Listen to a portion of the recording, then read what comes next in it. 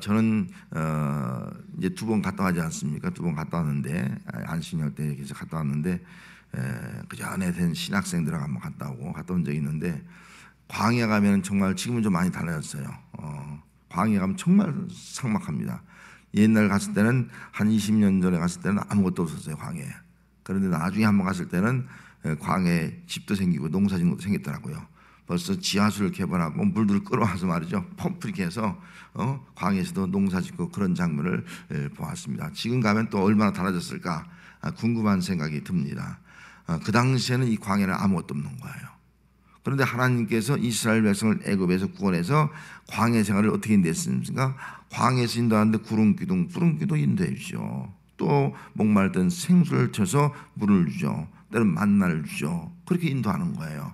그러면 그리고 또 인도할 때 오늘 이 앞에 말씀은 여호와의 법궤가 언약궤가 3일길을 인도하는 거예요. 앞서서 인도하는 거예요. 쭉 인도하고 말이죠. 그래서 그들이 쉴 곳을 찾는 거예요. 그런 걸 생각할 때 광야 생활은 뭐예요? 구원받은 백성의 삶이 광야 생활이에요. 그리고 약속의 땅을 향해서 행진하는 거예요. 그런 이 광야 생활은 정말 감사하죠. 정말 감사해야 되는데 감사하지 못하고 있는 것을 알 수가 있습니다. 왜 이스라엘 백성들이 감사하지 못했을까? 왜 구원받았음에도 불구하고 광야 인생에 감사하지 못했을까라고 하면은 하나님의 영이 임하지 못했기 때문이다. 구원은 받았는데 하나님의 영이 임하지 못한 거예요.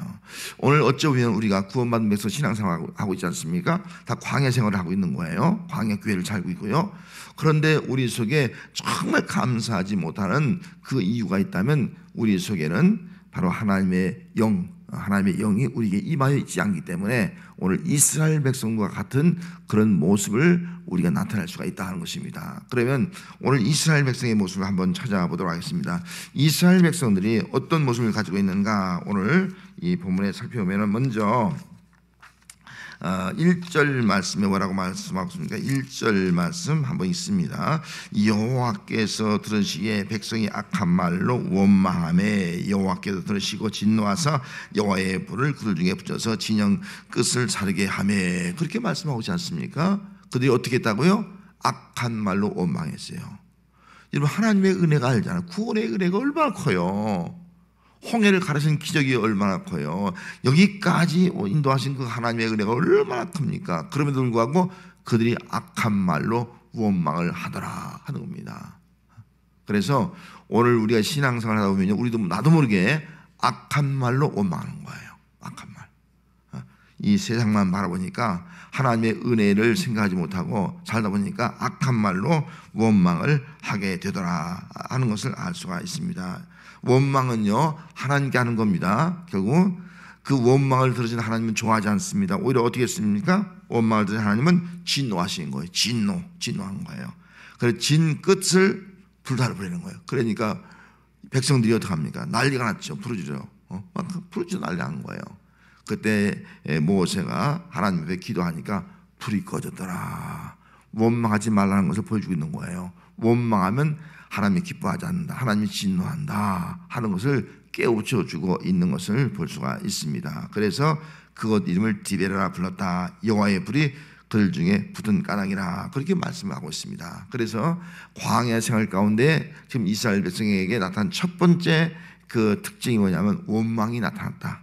원망은 하나님께 하는 것이다 하는 걸 보여주고 있는 거예요. 자, 두 번째는 4절 말씀에 기록되어 있습니다. 자, 두 번째 그들 중에 섞여 사는 다른 인종들이 탐욕을 품에 이스라엘 자손이 다시 울며 이르되 누가 우리에게 고기를 먹어주어 먹게 하랴 그렇게 말씀하고 있지 않습니까? 애굽에서 나올 때 이스라엘 백성만 나온 것이 아니라 다른 백성도 섞여 나왔어요. 섞여 나왔어요. 그런데 그들 가운데 탐욕이 생겼어요. 만나가 내리면 서로 많이 가져가려고 하는 거예요.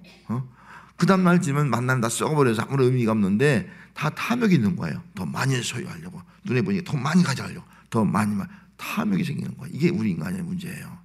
여러분 우리 인간은요 이렇게 탐욕스러운 존재예요. 더 좋은 것을 가지고 더 많은 걸 가지고 내가 저 사람보다 더 많이 가지려고 하고 이것이 탐욕을 가진 것이 우리의 문제예요. 그래서 탐욕 때문에 서로 간에 서로 주고 뭐 나눠주고 이런 게 아니라 더 소유하려고 저 자기 이익을 챙기려고, 자기 좋은 것만 챙기려고 이런 백성이 되고 말았습니다. 그래서 탐욕을 갖는 백성들, 이런 백성들이 볼 수 있어요. 특별히 그들은 이 탐욕이 있다 보니까 이제는 만나가지고 만족하지 못한 거예요. 우리 고기를 달라는 거예요. 그러면서 뭐라고 말해요? 5절 말씀에 우리가 애굽에 있을 때가 좋았다는 거예요. 애굽에 있을 때는요, 값없이 생선, 오이, 참외, 부추, 파, 마늘 이런 것을 먹었다는 거예요. 근데 광야는 아무것도 없는 거예요. 만나만 가지고 어떻게 삽니까? 질렸습니다. 이제는 애굽이 좋았습니다. 왜 우리를 애굽에서 건져서 이 광야로 광야 삶을 살게 합니까? 그러면서 그것을 끝나지 않냐고 여기 이제 쭉 보니까 7절 만나를 줬잖아요. 만나를 먹은 그들은요, 우리가 기력이 쇠해졌다는 거예요. 이제는 만나만 갖고 채소만 안 되고 고기 좀 먹어야겠다는 거예요.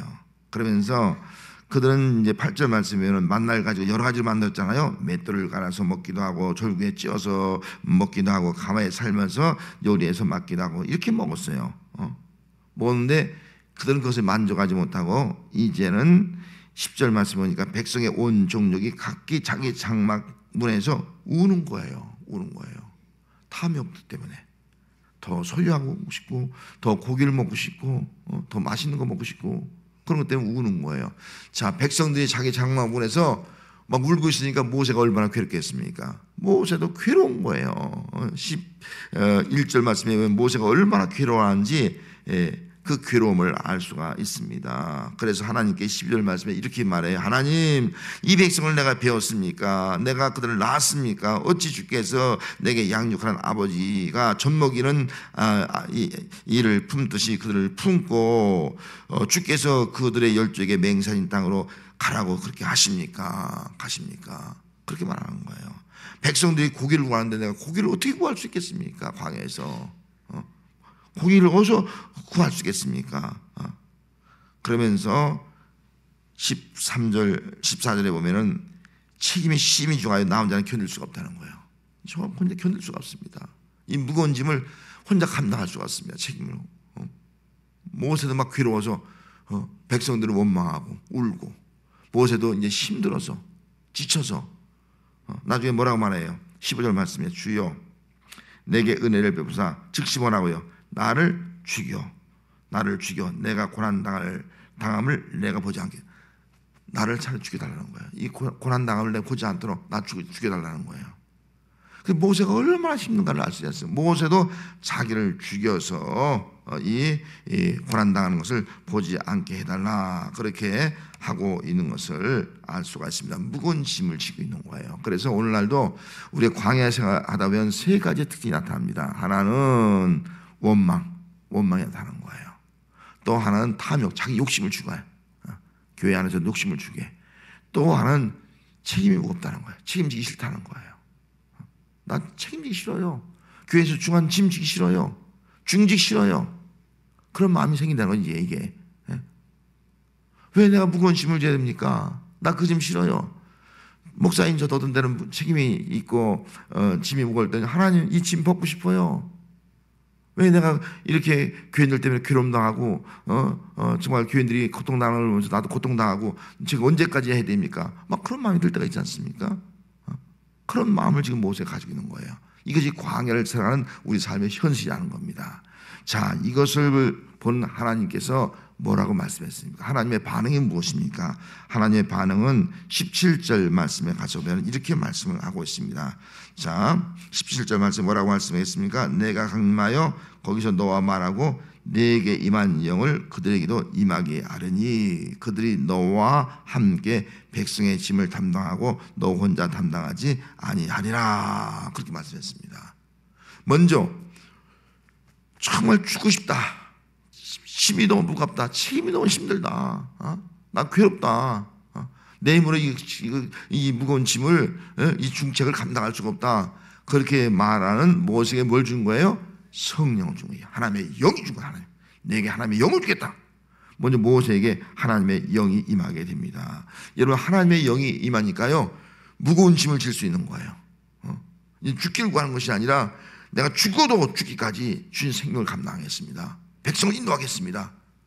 내 힘으로 하는 것이 아니라 하나님의 영이 임하니까요, 하나님의 능력 가지고 감당할 수 있게 되는 것을 알 수가 있습니다. 그래서 여기 12장 7절 말씀에 보면 대표적으로 모세를 이렇게 설명해요. 내 종 모세와는 그렇지 아니하니 그는 내 온 집에 충성함이라. 충성함이라. 하나님이 이렇게 인정하는 거예요. 하나님의 영으로 하니까요, 충성된 종이라. 충성된 종. 여러분, 하나님의 영이 임하지 않으면요, 버거.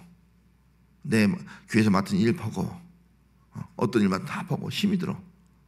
괴로워. 때로는 다 그냥 벗고 싶어. 그러나 하나님의 영이 임하면 어떻게 되는 거예요? 충성된 종이 되는 거예요. 하나님의 집에 하나님에게 충성된 종이라. 하나님이 그렇게 인정한 사람이 되는 거예요. 그래서 하나님의 영이 임하는 것이 우리에게 얼마나 중요한 것인가를 알 수가 있습니다. 여러분 한번 생각해 주세요. 나가다 우리 자꾸 원망이 나오면요, 또 막 교회 일을 하기 싫고 힘들게 나오면요, 빨리 내 자신을 바라봐야 됩니다. 그리고 하나님의 영이 임하게 달라고 기도해야 돼요. 성령이 임하게 달라고 기도해야 돼요. 그래야지 성령의 능력 가지고, 성령의 은사 가지고 감당할 수 있게 된다는 겁니다. 또 한 가지, 이 모세가 이제는 그 짐이 너무나 무겁다고 했지 않습니까? 무거우니까 이제는 70인 지도자들에게 모이게 해서 그들에게도 똑같이 영을 줬습니다. 자, 70인 지도자에게도 25절 말씀에 가져오면은 영이 주어지게 됩니다. 이게 25절 말씀은 장로를 모은 다음에, 자 25절 한번 볼까요? 여호와께서 구름 가운데 강림하셔서 모세에게 말씀하시고 그에게 임한 영을 70인 장로에게도 임하게 하시니 영이 임하신 때 그들이 예언하다가 다시는 하지 아니하더라. 70인 장로, 그 백성들의 대표예요. 지도자들에게도 하나님의 영을 준 거예요. 그리고 예언까지 하는 거예요. 예언, 하나님의 말씀을, 하나님이 감동해 준 말씀을 말하는 것이죠. 점치듯이 미래를 얘기하는 것이 아니고 하나님 주신 감동의 말씀 말하는 거, 선지자로서 하나님의 말씀을 말하는 거, 이거 예언이라고 볼 수가 있겠죠. 자, 70인에게도 하나님의 영이 임하니까요, 이제는 혼자 감당하지 않는 거예요. 여기 뭐라고 말씀했습니까? 모세가 20절 말씀, 22절 1절 말씀에 60만 명이잖아요. 60만 명. 60만 명인데 그 60만 명을 혼자 감당하는 것이 아니에요. 이는 70인이 함께 하는 거예요. 함께 사명을 감당하는 거예요. 함께 무거운 짐을 같이 지는 거예요. 무거운 짐을 같이 지는 거예요. 그래서 17절 말씀에 기록된 대로 뭐라고 말씀하고 있는 거 아니? 이제 내게 임한 영을 그들에게도 임하게 하리니 그들이 너와 함께 백성의 짐을 담당하고 너 혼자 담당하지 않을 것이다. 백성의 짐을 누구예요? 70인 장로 함께 담당하는 거예요. 너 혼자 하는 것이다. 여러분, 그래서 교회에서 우리 장로님들 항존 지도자들은요, 목사와 함께 뭐 하는 거예요? 짐을 함께 지는 자예요. 목사의 짐을 함께 나눠주는 거예요. 백지장도요, 둘이 들면 가볍다 그러잖아요. 근데 그 짐을 우리 교회 장로님들이 또 항조인들이 또 집사님들이 다 짐을 나눠줘 하나씩. 그럼 얼마나 좋아요. 이게 바로 하나님의 영이 임한 자의 모습이에요. 여러분, 하나님의 영이 임하는요, 여러분 각자가 목사의 짐을 같이 나눠주는 거예요. 어떤 사람은 교사로, 어떤 사람은 찬양으로, 어떤 사람은 기도로, 어떤 사람은 교회 청소로, 어떤 사람은 중식 담당으로 다 나눠서 짐을 나눠주는 거예요. 목회는 목사 혼자 하는 게 아니에요. 혼자 모세처럼 말이죠, 짐이 너무 무거운 거예요. 다 할 수 없는 거예요. 그래서 하나님의 영이 임하니까 무거운 짐을 다 함께 백성이 함께 짐을 지는 거예요.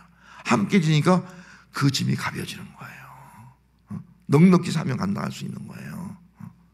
이것이 바로 우리의 모습이 되어야 할 줄 믿습니다. 그리고 또 한 가지, 그러면은 쭉 내려가서 이제는 백성들이 그렇게 할 뿐만 아니라 26절 말씀에 가져오면은 26절 보면은 엘다시라는 사람과 메다시라는 사람이 장막에 있었거든요. 다 회막문에 모이라고 했는데 회막문에 모였을 때 성령이 임했잖아요. 성전에 모였을 때 하나님의 영이 임했어요. 근데 이들은 장막에 성전에 오지 않은 거예요. 회막에 오지 않은 거예요. 그들 집에 머물러 있는 거예요. 그런데 영이 임했어요. 집에서 영이 임한 거예요. 그리고 막 예언한 거예요. 진영에서요.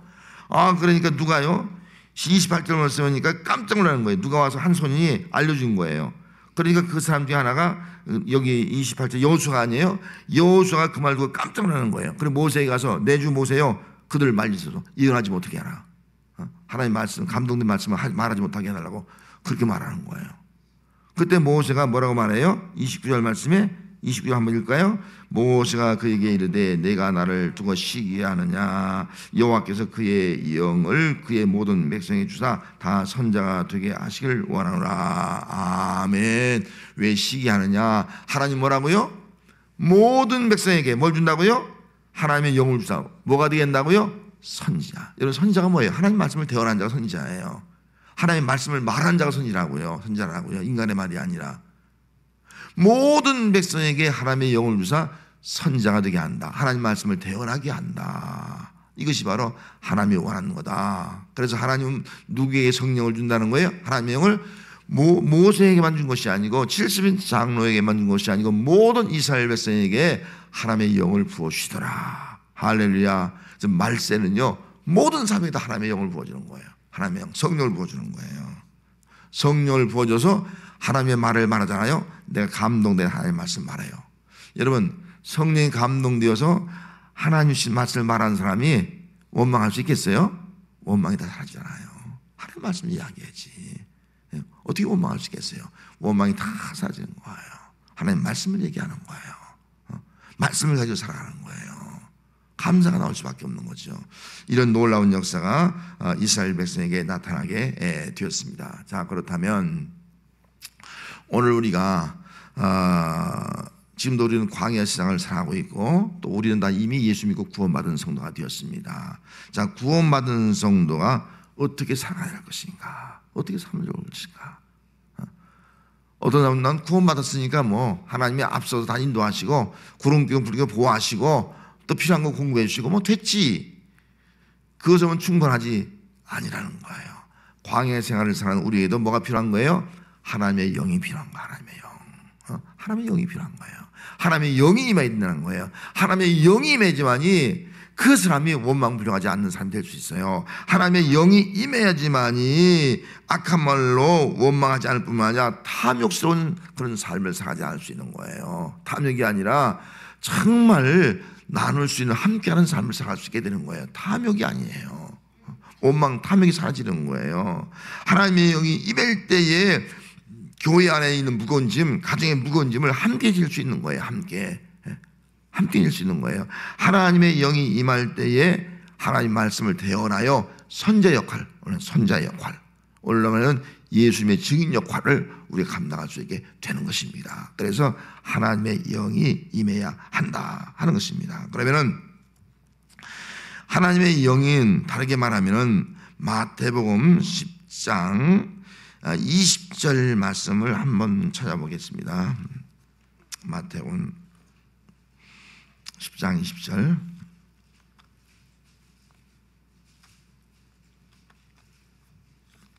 한 절만. 10장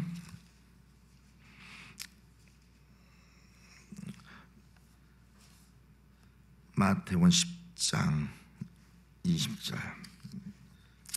찾았으면 한번 같이 읽습니다. 시작. 말하는 이가 너희가 아니라 너희 속에서 말씀하시니 곧 너희 아버지의 성령이니라. 아멘. 여기 이 제자들을 보낼 때에 무슨 말을 할 것인가? 총독들 박해들 앞에서 무슨 말을 할 것인가 걱정하지 말라는 거예요. 너희 속에서 말하게 하신 분이 누구라고요? 아버지의 성령이라는 거예요. 이게 바로 성령 받은 사람이에요. 성령 받은 사람은요, 내가 무슨 말을 할지 걱정할 것이 없어요. 그때마다 뭐예요? 내 속에 있는 성령님께서 말하게 하는 거예요. 말하게. 이것이 예수 믿는 사람이에요. 그래서 예수 믿는 사람들은 준비하는 너 어디가 떨 거 없이 없어요. 내가 무슨 말을 걱정할 것이 없어요. 그때마다 내 속에 계시는 아버지의 영, 그 성령이죠. 아버지의 성령이 어떤 영이냐? 아버지의 성령은 우리에게 할 말 주시는 거예요. 할 말을. 그래서 말씀하시는 이는 아버지의 영, 아버지의 성령이니라. 그래서 너희에게 여기 19절 말씀에 그때에 너희에게 할 말을 줄 것이다. 그때 할 말을 준다는 거예요.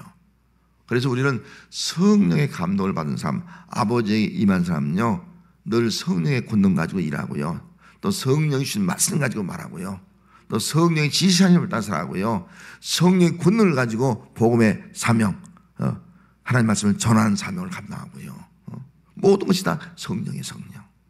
성령이 없으면 아무것도 할 수 없는 거예요. 그래서 이스라엘 백성들에게 광야 생활에도 성령이 필요한가? 성령이 필요한 거예요. 광야 인생 우리가 살아가면서 성령이 필요한 거예요. 우리의 필요한 이 육적으로 모든 것만 필요한 것이 아니라 우리 다 필요하죠. 물도 필요하고요, 만나도 주고 또 고기도 필요하고 다 필요하죠. 장막도 필요하고 구름 기둥 불교 보여주는 것도 필요하고 다 필요하지만요, 더 중요한 것 중 하나가 뭐냐면 하나님의 영이 임해야 돼요. 하나님의 영이 임하면 그때는 진정 하나님의 백성으로 살아가는 거예요. 원망이 아니라 감사하는 거예요. 무거운 짐을 함께 지는 삶이 되는 거예요. 그리고 또 정말 하나님 주신 그 말씀을 내가 대언할 수 있는, 하나님 말씀을 묵상하고 그 말씀을 가지고 말할 수 있는 그런 사람이 될 수 있게 된다 하는 것을 우리가 다시 한번 기억하면서 오늘 이 시대 속에서 우리는 광야 인생을 살아가면서 하나님의 영은 하나님의 성령, 아까 말한 신약성 하나님의 성령, 그 성령을 임하고 그 성령이 초대교회 성도들에게 기도할 때 임했습니다. 그래서 초대교회가 세워진 거예요. 하나님의 영으로, 성령으로 세워진 거예요. 그래서 성령의 능력으로 성령행위, 사도행전이 펼쳐지는 거예요. 하나님의 나라의 확장이 이루어지는 거예요. 하나님의 교회를 통해서 역사가 나타나는 거예요.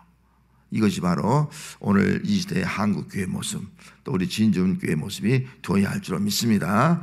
여러분들에게 광야 생활 동안 광야를 살아가면서 하나님의 영이 필요하냐라고 본다면 아멘, 저기도 하나님의 영이 임하기를 원합니다. 하나님의 성령을 충만하기를 원합니다. 이런 모습을 가지고 살아가셔서 우리의 입술에서는 원망이 떠나고 감사, 무거운 짐 힘들다고 막 그런 것이 아니라 무거운 짐을 함께 나눠지는 거, 그리고 내 입술에서는 성령이 말하게 하심을 따라서 말하면서 복음의 사명을 감당하는 삶이 오늘 예수 믿는 우리 성도의 삶이 되어야 할 줄로 믿습니다.